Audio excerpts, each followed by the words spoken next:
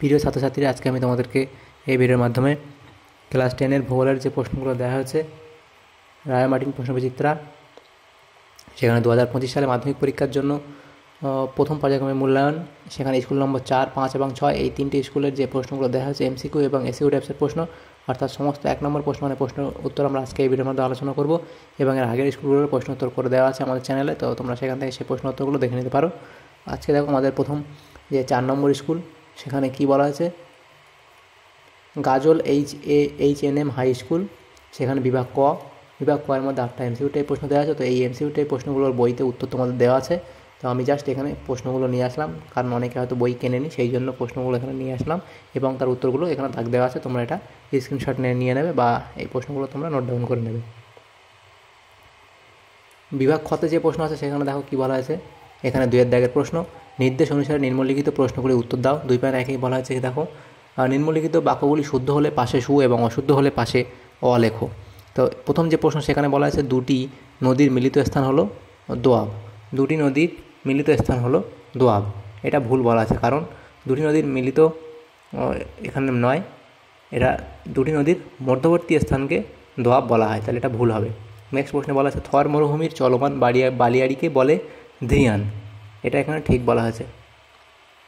Next প্রশ্ন ছিল হায়দ্রাবাদ হলো ভারতের সিলিকন ভ্যালি, এটা ভুল বলা আছে, কারণ ভারতের সিলিকন ভ্যালি বলা হয় বেঙ্গালুরুকে ভারতের সিলিকন ভ্যালি বলা হয়, তাহলে এটা ভুল হবে। নেক্সট প্রশ্ন 2.2-এর প্রশ্ন, সেখানে বলা আছে উপযুক্ত শব্দবৈশিষ্ট্য শূন্যস্থান পূরণ করো। প্রথম প্রশ্ন, হিমবাহের ঊর্ধ্বে সদ্য পতিত তুষার হালকা পেঁজা তুলোর মতো হলে তাকে বলে নেভে, তাহলে এটা হয়ে গেল এই শূন্যস্থানটা। নেক্সট প্রশ্ন ছিল এশিয়ার বৃহত্তম উপহ্রদ কি? চিল্কা এশিয়ার বৃহত্তম উপহ্রদ। পাঞ্জাব ড্যাশ ও রাজস্থান রাজ্যের যৌথ উদ্যোগে ভাখরা নাঙ্গাল পরিকল্পনা গড়ে উঠেছে। পাঞ্জাব, হরিয়ানা ও রাজস্থান, তাহলে পাঞ্জাব, হরিয়ানা ও রাজস্থান রাজ্যের যৌথ উদ্যোগে ভাখরা নাঙ্গাল পরিকল্পনা গড়ে উঠেছে। নেক্সট প্রশ্ন 2.3-এ কী বলা আছে, একটি বা দুটি শব্দ উত্তর দাও। হামাদা কাকে বলে? তো তোমাদের এটা এই উত্তর লিখতে হবে, হামাদা কাকে বলে। এটা হবে শিলাময় মরুভূমিকে সাহারায় হামাদা বলা হয়। শিলাময় মরুভূমিকে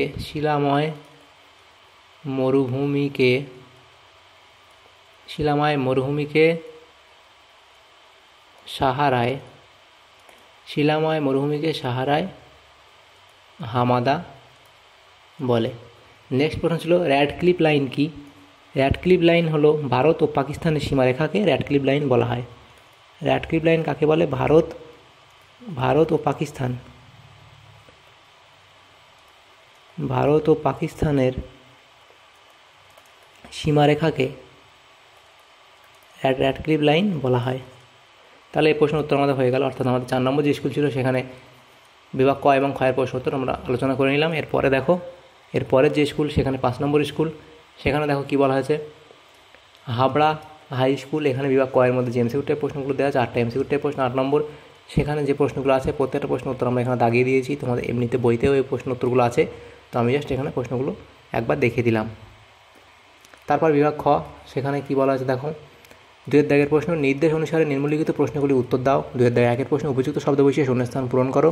প্রথম প্রশ্ন, পৃথিবীর দীর্ঘতম খাঁড়ি সৃষ্টি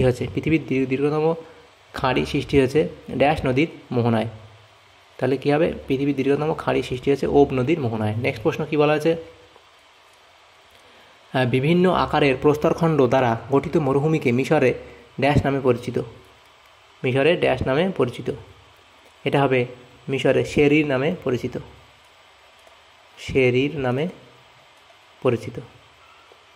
নেক্সট প্রশ্ন কী বলা আছে, বিভিন্ন বহির্জাত প্রক্রিয়ার দ্বারা ভূমিভাগের সমতলীকরণ প্রক্রিয়াকে ড্যাশ বলে, এটা হবে পর্যায়ন বলা হয়। নেক্সট প্রশ্ন ছিল রসে মতানের ড্যাশ পার্শ্বে অবঘর্ষজাত মসৃণ তল সৃষ্টি হয়। রসে মতানের হিমবাহের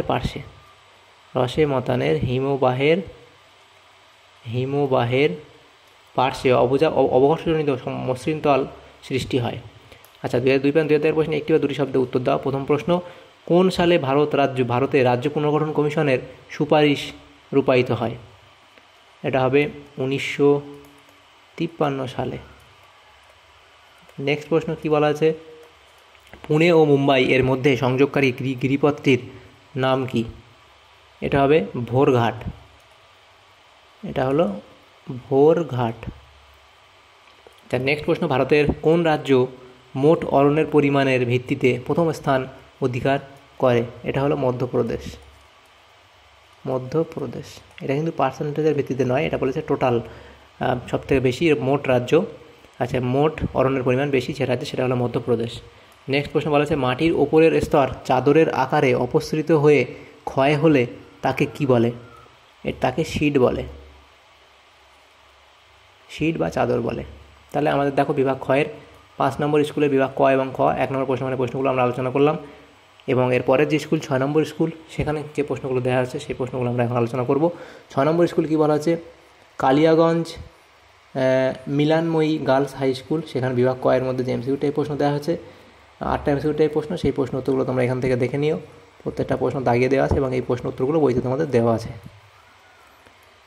নেক্সট দেখো বিভাগ খ, সেখানে যে প্রশ্ন আছে সেখানে 2 দাগের প্রশ্ন, নির্দেশ অনুসারে নিম্নলিখিত প্রশ্নগুলি উত্তর দাও। এখানে 8টা প্রশ্ন উত্তর করতে হবে আমাদের। 2.1 দাগে বলা আছে, নিম্নলিখিত বাক্যগুলি শুদ্ধ হলে পাশে শু এবং অশুদ্ধ হলে পাশে অ লেখো। প্রথম প্রশ্ন, বারখান থেকেই শিপ বালিয়াড়ির সৃষ্টি হয়। বারখান থেকেই শিপ বালিয়াড়ির সৃষ্টি, এটা ঠিক বলা হয়েছে। নেক্সট প্রশ্ন, লুনি ভারতের একটি পূর্ববাহী নদী। এটা ভুল। পরেরটা, শাল সেগুন হলো শুষ্ক পর্ণমোচী উদ্ভিদের উদাহরণ। এটা ভুল, কারণ এটা আর্দ্র পর্ণমোচী উদ্ভিদের উদাহরণ, তাহলে এটা ভুল হবে। নেক্সট প্রশ্ন 2.2 বলা আছে, উপযুক্ত শব্দ বসে শূন্যস্থান পূরণ করো। প্রথম প্রশ্ন, পৃথিবীর উচ্চতম জলপ্রপাতটি হলো অ্যাঞ্জেল জলপ্রপাত।